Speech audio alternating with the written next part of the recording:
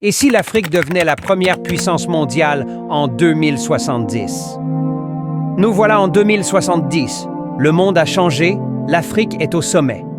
Abidjan n'est plus seulement la capitale ivoirienne, c'est le cœur politique de la planète. Le siège des Nations Unies y a été déplacé. C'est ici que se prennent les décisions globales. La monnaie dominante, le Kora. Stable, numérique et puissante. Elle est utilisée dans plus de 50 pays et influence les marchés mondiaux. Les grandes places financières? Lagos, Nairobi, Abidjan. Wall Street consulte désormais la bourse de Dakar. L'Afrique ne consomme plus la technologie, elle l'invente.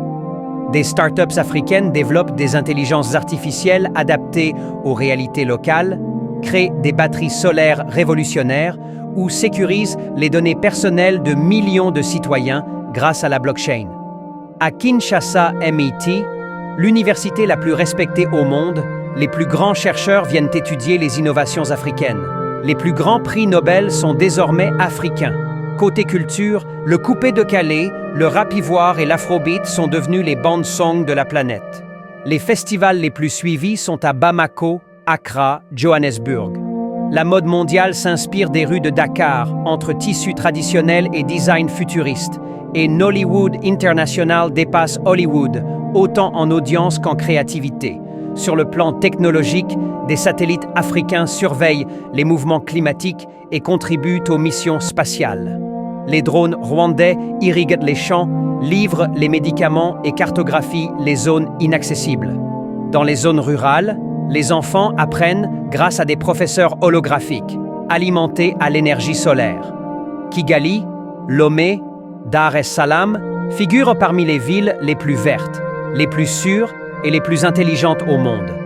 L'urbanisme africain inspire les autres continents, alliant tradition, innovation et respect de l'environnement. Ce qui impressionne le plus, ce n'est pas que l'Afrique soit puissante, c'est qu'elle inspire. Sa façon de penser le collectif, sa résilience, sa culture, sa spiritualité. Le monde entier vient apprendre ici.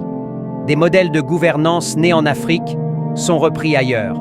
Participatifs, communautaires, ancrés dans les réalités humaines.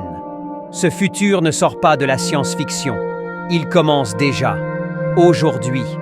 Il commence dans les quartiers où des jeunes développent des applis pour faciliter l'accès aux soins.